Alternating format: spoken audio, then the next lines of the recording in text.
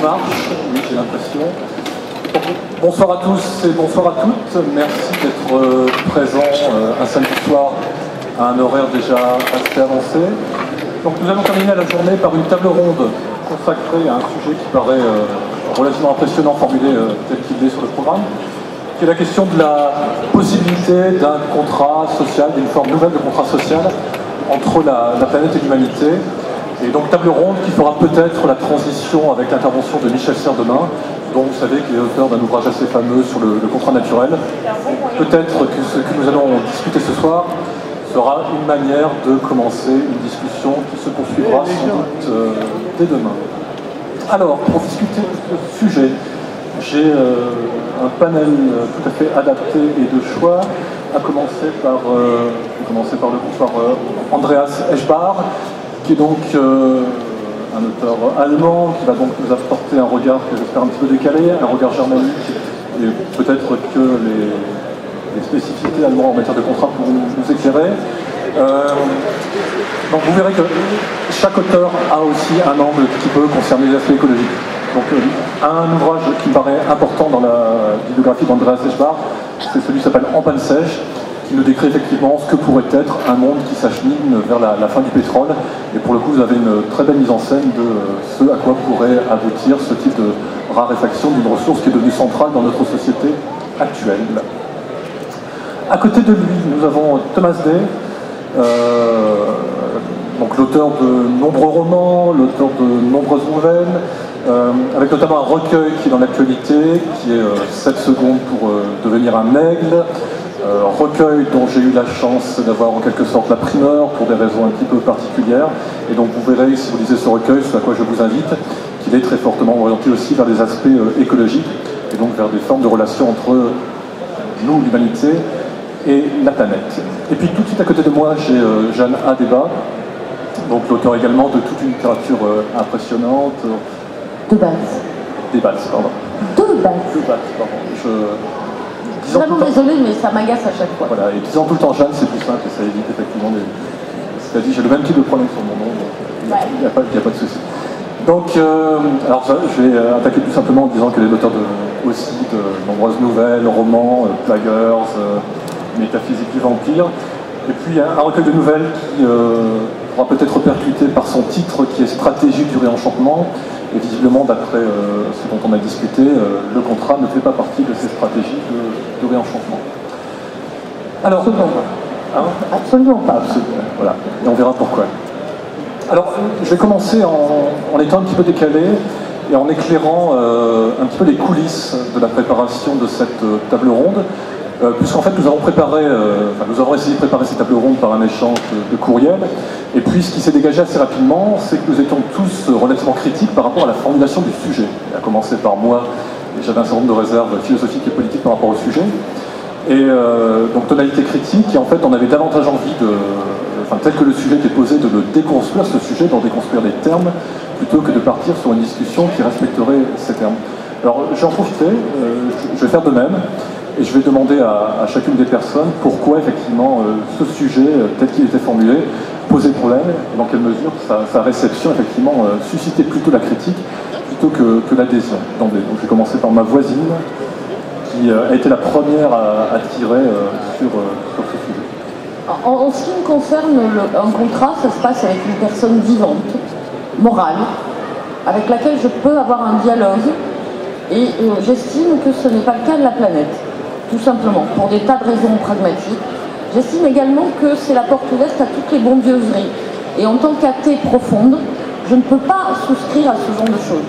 Je peux souscrire à une gestion pragmatique des ressources, absolument, dans le sens où on va aller vers le plus égalitaire, le plus respectueux, à la fois de l'esthétique, parce que c'est très important l'esthétique, et les forêts vertes à la place des banlieues grises, c'est quand même plus joli, mais je refuse absolument de considérer comme conscience quelque chose qui est du roc avec des végétaux dessus. Je suis vraiment désolée, j'ai un côté terriblement spéciste, je parle avec ce qui me parle, je communique avec ce qui communique avec moi, et la planète ne communique pas avec moi.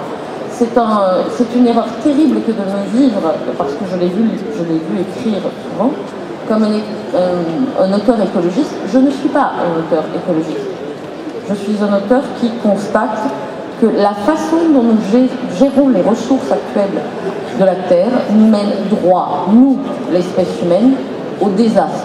Et ça me concerne. Et on pourrait se dire que certes la planète ne parle pas, mais elle a des porte-paroles, des gens qui parlent pour elle. Oui, mais je ne parle pas aux ayatollahs, personnellement.